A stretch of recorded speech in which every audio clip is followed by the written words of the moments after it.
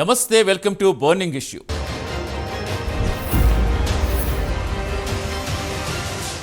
మాజీ మంత్రి పెద్దిరెడ్డి రామచంద్రారెడ్డి చుట్టూ ఉచ్చు బిగుస్తోందా? అటవీ భూమి కేసులో అరెస్టు కాబోతున్నారా? ప్రస్తుత పరిణామాలు ఏం చెబుతున్నాయి? ఈ వ్యవహారంపై కూటమి సర్కార్, AP deputy CM Pavan Kalyan serious గుండానికి కారణమేంటి? మద్యం కేసులోనూ పెద్దిరెడ్డి ఫ్యామిలీకి లింకులున్నాయా? మదనపల్లె సబ్ కలెక్టర్ ఆఫీసులో ఫైళ్ల దహనం ఘటనలోనూ ఉచ్చు బిగుసుకుంటోందా? మద్యం ముడుపుల వెనుక ఉన్నదెవరు?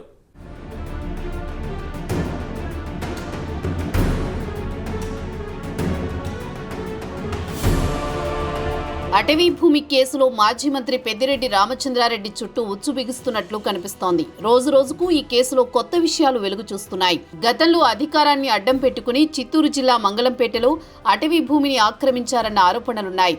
ఈ కేసులో అధికారులు స్పీడ్ పెంచారు.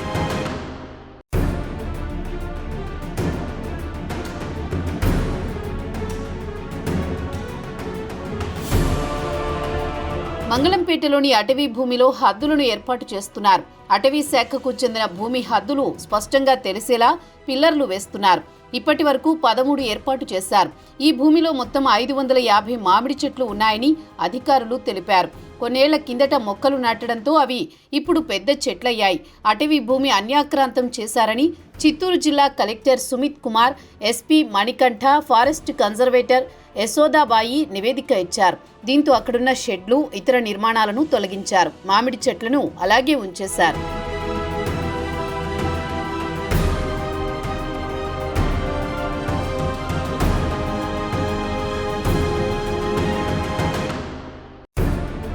ఈ వ్యవహారంపై కూటమి సర్కార్ సీరియస్ అయింది. చిత్తూరు జిల్లాలో అటవీ భూములను ఆక్రమించిన మాజీ మంత్రి పెద్దిరెడ్డి, ఆయన కుటుంబ సభ్యులపై క్రిమినల్ కేసులతో పాటు అటవీ చట్టాల ప్రకారం కూడా కేసులు నమోదు చేయాలన్నారు డిప్యూటీ సీఎం పవన్ కళ్యాణ్.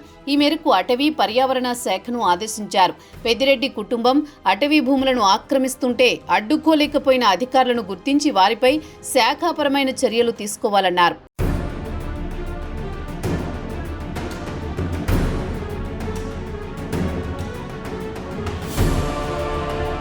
పెద్దిరెడ్డి కుటుంబం చిత్తూరు జిల్లాలో అటవీ, ప్రభుత్వ, బుగ్గమఠం భూములను ఆక్రమించిందన్న ఆరోపణలు వచ్చాయి. ఈ క్రమంలో విజిలెన్స్, ఎన్ఫోర్స్మెంట్ డీజీ విచారణ చేశారు. ఆ తర్వాత పవన్ కళ్యాణ్కు నివేదిక అందించారు. ఆక్రమణదారులపై క్రిమినల్ కేసులు పెట్టాలని, భూములు ఆక్రమణలకు గురవుతుంటే రక్షించలేని అధికారులను బాధ్యుల్ని చేయాలని డీజీ సిఫార్సు చేశారు. డీజీ సిఫార్సులను డిప్యూటీ సీఎం పరిశీలించారు. ఆక్రమణలపై అధికారులతో చర్చించారు. అనంతరం విజిలెన్స్, ఎన్ఫోర్స్మెంట్ డీజీ సిఫార్సులకు అనుగుణంగా చర్యలకు ఉపక్రమించాలని అధికారులను ఆదేశించారు.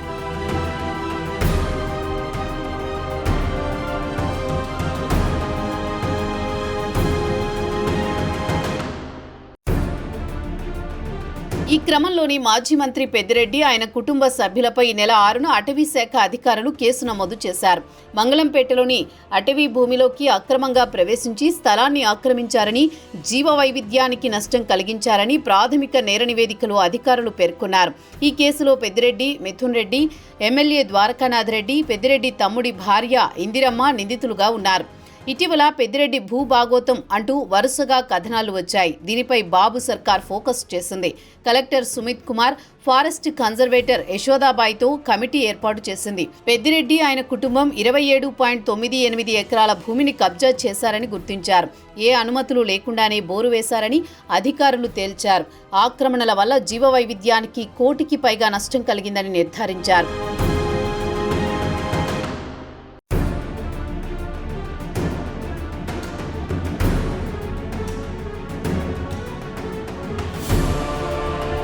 ఈ పరిణామాలతో మాజీ మంత్రి పెద్దిరెడ్డి, ఆయన కుటుంబ సభ్యులు అరెస్టు కావడం తప్పదా అన్న వాదన వినిపిస్తోంది. ఈ వ్యవహారంపై కూటమి సర్కార్ సీరియస్ గా ఉంది. నిందితులపై కఠిన చర్యలు తీసుకోవాలని భావిస్తోంది. దీంతో త్వరలోని పెద్దిరెడ్డి అరెస్టు కాబోతున్నారన్న ప్రచారం జరుగుతోంది. ఒకవేళ అదే జరిగితే తర్వాత పరిస్థితులు ఎలా ఉంటాయన్న దానిపై సర్కారు సమాలోచనలు చేస్తోంది. ఇటు డిప్యూటీ సీఎం పవన్ కళ్యాణ్ కూడా ఈ వ్యవహారంపై ఆగ్రహం వ్యక్తం చేస్తున్నారు. నిబంధనలు ఉల్లంఘిస్తే ఎంతటి వారికైనా కఠిన చర్యలు తప్పవంటున్నారు.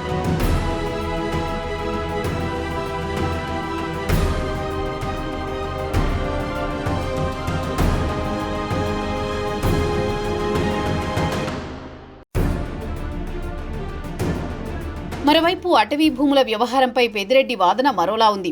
తనపై వచ్చిన ఆరోపణలు నిరాధారమన్నారు. తాను ఆక్రమించినట్లు చెబుతున్న భూములను తాను 2001లోనే కొనుగోలు చేసినట్లు స్పష్టం చేస్తున్నారు. ఇందుకు అన్ని పత్రాలు ఉన్నాయని చెబుతున్నారు. మరోవైపు ఆయన చేసిన వ్యాఖ్యలపై సోషల్ మీడియాలో వ్యంగ్య పోస్టులు, మీమ్స్ వస్తున్నాయి.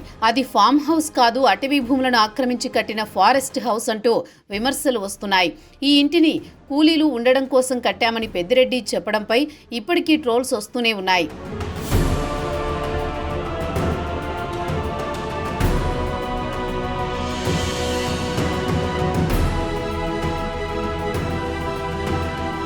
ఇటు మదనపల్లె సబ్ కలెక్టర్ కార్యాలయంలో ఫైళ్ల దహనం ఘటనలోనూ పెద్దిరెడ్డి పేరు వినిపిస్తోంది. ఈ కేసులో ఆయన అనుచరుల చుట్టూ ఉచ్చు బిగుస్తోంది. కావాలనే ఫైళ్లను తగలబెట్టారన్న ఆరోపణలున్నాయి. ఫైళ్ల దహనం కేసులో పెద్దిరెడ్డి ప్రధాన అనుచరుడు మాధవరెడ్డిని సిఐడి అరెస్ట్ చేసింది. ఆయన నుంచి కీలక విషయాలు రాబట్టింది. అయితే ఇటీవల మాధవరెడ్డికి చిత్తూరు సిఐడి కోర్టు బెయిల్ మంజూరు చేసింది. గత ఏడాది జూలై 21న అన్నమయ్య జిల్లా మదనపల్లె సబ్ కలెక్టర్ కార్యాలయంలో కీలక ఫైళ్లు దగ్ధమయ్యాయి. గత వైసీపీ హయాంలో సబ్ కలెక్టర్ కార్యాలయ పరిధిలో పెద్దిరెడ్డి, ఆయన అనుచరులు అనేక భూ అక్రమాలకు పాల్పడ్డారన్న ఆరోపణలున్నాయి. ప్రభుత్వం మారడంతో అవి బయటకు రాకుండా ఫైళ్లను దహనం చేశారన్న ఆరోపణలు వెల్లువెత్తాయి. ఈ వ్యవహారం అప్పట్లో పెను సంచలనంగా మారింది. కేసును సీరియస్గా తీసుకున్న సర్కార్ సిఐడికి అప్పగించింది. ఫైళ్ల దగ్ధంపై ఇప్పటికీ విచారణ కొనసాగుతోంది.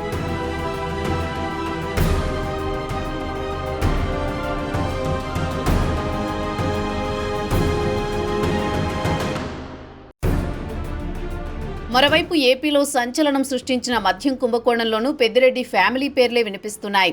లిక్కర్ కేసులో మిథున్ రెడ్డిని సిట్ నిందితుడిగా చేర్చింది. ఇప్పటికే లిక్కర్ కేసులో ఎంపీ మిథున్ రెడ్డిని సిట్ అధికారులు విచారించారు. విజయసాయిరెడ్డి ఇంట్లో 2 విడతలుగా జరిగిన సమావేశాలపై ఆరా తీశారు. మద్యం ముడుపులపై లోతుగా ప్రశ్నలు సంధించినట్లు తెలుస్తోంది. హైకోర్టు ఆదేశాలతో న్యాయవాది సమక్షంలో సిట్ విచారించింది. రాజ్ కేసిరెడ్డి, అవినాష్ రెడ్డి, చాణక్యరాజులతో సంభాషణలపై మిథున్ రెడ్డికి పలు ప్రశ్నలు సంధించారు సిట్ అధికారులు. మద్యం పాలసీపై జరిగిన సమావేశాలపై ప్రశ్నల వర్షం కురిపించారు. ఆదాన్ డిస్టిలరీ, డీకార్ట్కు 100 కోట్ల రుణం ఇప్పించడంలో పాత్ర ఏమై ఉందా అన్న కోణంలో విచారించారు. ఇటు ఈ వ్యవహారంలో రాయలసీమకు చెందిన పెద్ద నేతకు ముడుపులు అందాయన్న ప్రచారం జరుగుతోంది. ఆ నిధులన్నీ వారి కంపెనీల్లోకి మళ్లింపు జరిగిందన్న ఆరోపణలున్నాయి.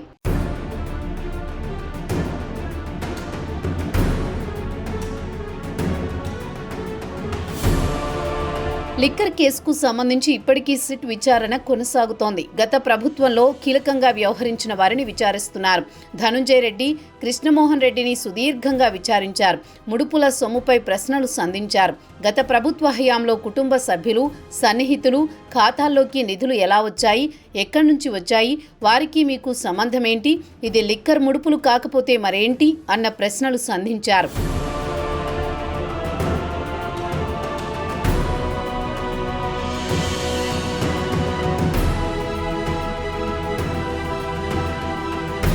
ఇటు సజ్జల శ్రీధర్ రెడ్డి నుంచి సిట్ కీలక విషయాలు రాబట్టినట్టు తెలుస్తోంది.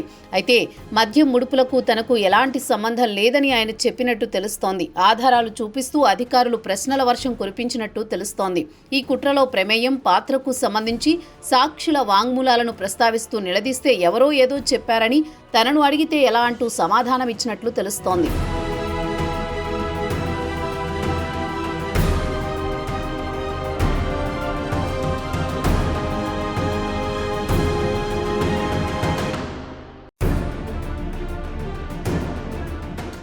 మొత్తంగా పెద్దిరెడ్డి, మిథున్ రెడ్డి వ్యవహారంపై ఏపీలో హాట్గా చర్చ సాగుతోంది. అటవీ భూమి కేసు మొదలు మద్యం కేసు వరకు పెద్దిరెడ్డి ఫ్యామిలీ పేర్లే ప్రముఖంగా వినిపిస్తున్నాయి. అటవీ భూమి కేసులో భవిష్యత్తులో ఏం జరగబోతోంది? అధికారుల స్టెప్ ఎలా ఉండబోతోంది? కూటమి సర్కార్ ఏం చెయ్యబోతోంది? పెద్దిరెడ్డి న్యాయ పోరాటం చేస్తారా లేక అరెస్ట్ అవ్వక తప్పదా? ఈ విషయాలపై త్వరలోనే క్లారిటీ రాబోతోంది.